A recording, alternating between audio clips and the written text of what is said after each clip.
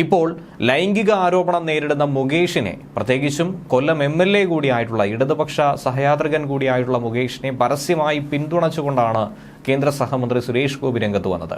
അതാണ് പാർട്ടിയെ കൂടുതൽ വെട്ടിലാക്കുന്നത്. സൗഹൃദ ബന്ധമൊക്കെ ശരിയാണ്, പക്ഷേ രാഷ്ട്രീയത്തിൽ വരുമ്പോൾ എങ്ങനെ അത് അനുവദിക്കാൻ കഴിയും? പ്രത്യേകിച്ചും ലൈംഗിക ആരോപണം നേരിടുന്ന ഒരു വ്യക്തിയെ എങ്ങനെയാണ് പിന്തുണയ്ക്കുക? BJPയുടെ പൊതു നിലപാടിന് വിരുദ്ധമായ പ്രവൃത്തിയല്ലേ സുരേഷ് ഗോപി ചെയ്യുന്നത്? ഈ ചോദ്യങ്ങളാണ് ഉയരുന്നത്. കഴിഞ്ഞ ദിവസം തന്നെ സംസ്ഥാന അധ്യക്ഷൻ പറഞ്ഞിട്ടുണ്ട്, സുരേഷ് ഗോപിയുടെ വാക്കല്ല പാർട്ടിയുടെ നിലപാട് എന്നുള്ളത്. പാർട്ടിയുടെ നിലപാട് പറയാൻ താനുണ്ട്, അല്ലെങ്കിൽ സംസ്ഥാന അധ്യക്ഷനുണ്ടെന്ന് കടുത്ത ഭാഷയിലായിരുന്നു സുരേഷ് ഗോപിയോട് മറുപടി പറയുന്ന രീതിയിൽ തന്നെ കെ സുരേന്ദ്രൻ ചൂണ്ടിക്കാണിച്ചതും. പാർട്ടിയെ വെട്ടിലാക്കുന്ന സുരേഷ് ഗോപിയെ ഇനിയും ഇങ്ങനെ വിട്ടാൽ ശരിയാകില്ല എന്നും കേന്ദ്ര നേതൃത്വം ഇടപെട്ട് തളയ്ക്കണമെന്നുമാണ് സംസ്ഥാന നേതാക്കൾ ആവശ്യപ്പെട്ടിരിക്കുന്നത്. വിവാദങ്ങൾ ഇനി പ്രതികരിക്കാൻ സുരേഷ് ഗോപിയും കെ സുരേന്ദ്രനും ഒന്നും തന്നെ തയ്യാറായിട്ടില്ല.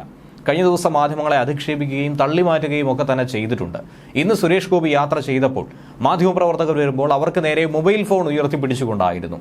സുരേഷ് ഗോപി തന്റെ ഫോൺ ക്യാമറയിൽ മാധ്യമപ്രവർത്തകരുടെ ചിത്രം പതിപ്പിച്ചുകൊണ്ടാണ് മുന്നോട്ട് പോയത്. തൃശൂരിൽ മാധ്യമപ്രവർത്തകരെ കേന്ദ്രമന്ത്രി കയ്യേറ്റം ചെയ്ത സംഭവം കഴിഞ്ഞ ദിവസമാണ് ഉണ്ടായത്. എന്നാൽ ആ സംഭവത്തിൽ ഇന്നലെ തന്നെ അനിൽ അക്കരെ പരാതി നൽകിയിരുന്നു. അതേക്കുറിച്ചുള്ള അന്വേഷണവും ഇപ്പോൾ നടക്കുന്നുണ്ട്.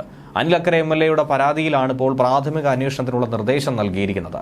തൃശൂർ സിറ്റി ACPക്കാണ് കമ്മീഷൻ നിർദ്ദേശം നൽകിയത്. പരാതിക്കാരനിൽ നിന്നും മാധ്യമപ്രവർത്തകരിൽ നിന്നും വേണ്ടി വന്നാൽ മൊഴിയെടുക്കുമെന്നും SP പറഞ്ഞിട്ടുണ്ട്. അതുപോലെ തന്നെ സുരേഷ് ഗോപിയും സമാനമായ രീതിയിൽ തന്റെ വഴി തടസ്സപ്പെടുത്തി എന്ന രീതിയിൽ ആരോപണം ഉന്നയിച്ചുകൊണ്ട് രംഗത്ത് വരുന്നുണ്ട്. അങ്ങനെ വന്നാൽ മാധ്യമപ്രവർത്തകർക്കെതിരെ തന്നെയാണ് കേസും കൊടുക്കേണ്ടി വരുന്നത്.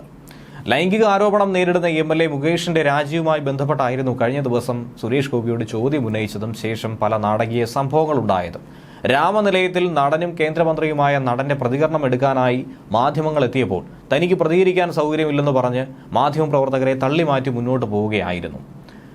തന്റെ വഴി മുടക്കരുതെന്ന് പറഞ്ഞുകൊണ്ട് ആക്രോശിച്ചുകൊണ്ടാണ് സുരേഷ് ഗോപി തന്റെ കാറിൽ കയറിപ്പോയത്. അതുമാത്രമല്ല, അമ്മയിൽ നിന്നിറങ്ങി വരുമ്പോൾ മാത്രം അമ്മയുമായി ബന്ധപ്പെട്ട കാര്യങ്ങൾ ചോദിക്കുക, ഓഫീസിൽ നിന്ന് വന്നാൽ ഓഫീസിലെ കാര്യം ചോദിക്കുക എന്ന രീതിയിലുള്ള വളരെ മുടന്തൻ വർത്താനം പറഞ്ഞുകൊണ്ട് അവിടെ നിന്നും രക്ഷപ്പെടുകയായിരുന്നു കേന്ദ്രമന്ത്രി.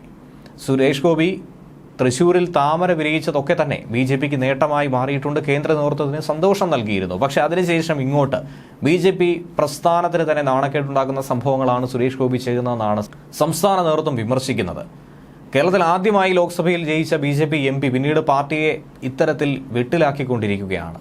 മലയാള സിനിമാ മേഖലയെ വലിയ പ്രതിസന്ധിയിലാക്കിയ ഒരു വിവാദമാണ് ഇപ്പോഴുണ്ടായിരിക്കുന്നത്. ഹേമ കമ്മിറ്റി റിപ്പോർട്ടും അതിനുശേഷമുണ്ടായ പല നടിമാരുടെ അനുഭവങ്ങൾ തുറന്നു പറഞ്ഞതും ഒക്കെ പല നടന്മാർക്കെതിരെയുള്ള ആരോപണങ്ങളായി തന്നെ മാറിയിരിക്കുന്നു. പ്രമുഖരടക്കം പലരും അടപടലം വീണ ഒരു സാഹചര്യമാണുള്ളത്.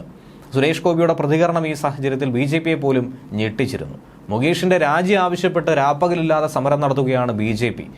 എല്ലാ മാധ്യമങ്ങളോടും രാജിയല്ലാതെ മറ്റൊരു പോംവഴിയില്ല എന്ന രീതിയിൽ സംസ്ഥാന അധ്യക്ഷനും പറഞ്ഞുകൊണ്ടിരിക്കുന്നു. അപ്പോഴാണ് പാർട്ടി MP തന്നെ മുകേഷിനൊപ്പം നിൽക്കുന്ന ഒരു നിലപാട് പ്രഖ്യാപിച്ചിരിക്കുന്നത്. CPMനെയും സർക്കാരിനെയും വെട്ടിലാക്കാൻ കിട്ടിയ നല്ലൊരു അവസരമായി BJP നോക്കി കാണുമ്പോൾ, പ്രതിപക്ഷം നോക്കി കാണുമ്പോൾ അതിനെ വിമർശിച്ചുകൊണ്ടാണ് MP ആയ സുരേഷ് ഗോപി രംഗത്ത് വരുന്നത്.